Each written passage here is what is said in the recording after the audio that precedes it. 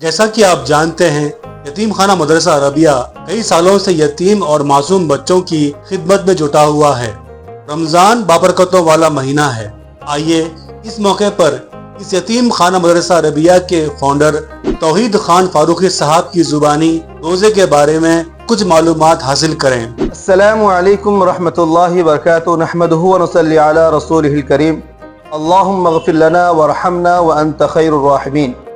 مدرسہ عربیہ المعہد القرآن کی طرف سے اب حضرات کو رمضان کی بہت بہت مبارکباد۔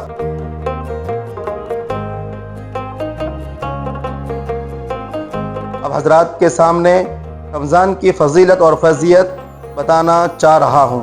روزہ یعنی عربی زبان میں روزے کو صوم کہا جاتا ہے۔ اس کا مطلب یہ ہے کہ رکنا اور چپ رہنا۔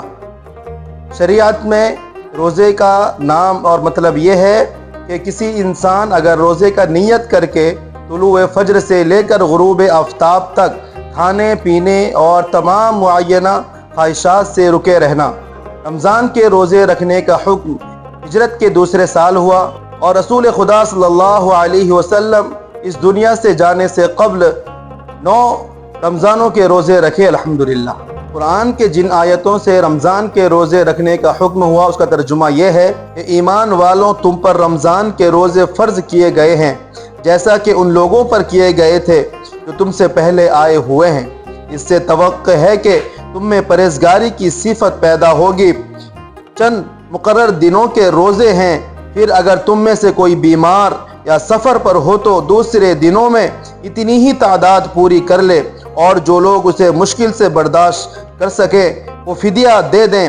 ایک روزے کا فدیہ ایک مسکین کو کھانا کھلانا ہے، اور جو کوئی اپنی خوشی سے نیک کام کرتا ہے اللہ رب العالمین اس کو بہترین بدلہ عطا کریں گے۔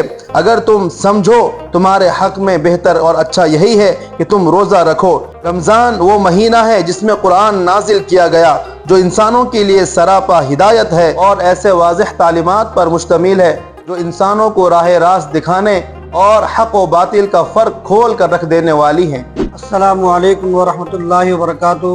الحمدللہ ہم تمام اساتذہ اور ذمہ دار پچھلے کئی سالوں سے ملت کے نونہالوں کی خدمت میں مصروف ہیں، اس لیے ہم تمام آپ اہل خیر حضرات سے مالی مدد کی امید کرتے ہیں۔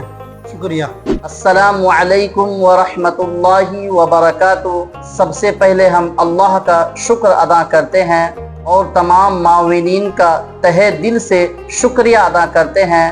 آپ حضرات اسی طرح ہمارے مدرسے کی مدد کرتے رہیں گے اور ہم ملت کے نونہالوں کو ملت کی خدمت کے لیے تیار کرتے رہیں گے انشاءاللہ۔ جزاکم اللہ و احسن الجزاء۔ آپ سبھی حضرات سے ادباً گزارش ہے کہ مدرسہ کو اپنے تعاون کے ذریعے سے مستحکم بنائیں۔ اللہ آپ کو اس کا اجر دے گا۔ آمین ثم آمین۔